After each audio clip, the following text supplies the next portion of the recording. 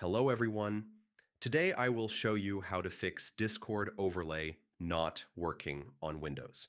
Many users notice that the overlay doesn't appear in games and it can be annoying when you want to see chats or voice status. First, check if Discord overlay is enabled. Go to user settings greater than game overlay and turn on enable in-game overlay. If this is off, overlay will never show. Step 1, enable overlay for the specific game. Open user settings greater than registered games and make sure the overlay toggle is on for that game. Some games need manual enabling. Step 2, run Discord as administrator. Right-click Discord and choose Run as Administrator. Overlay may not work if the game runs with higher permissions.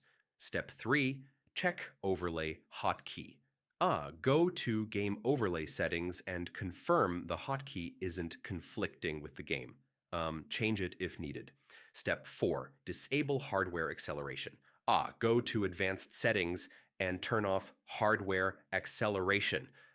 This fixes overlay issues on many Windows PCs. Step 5, disable conflicting apps.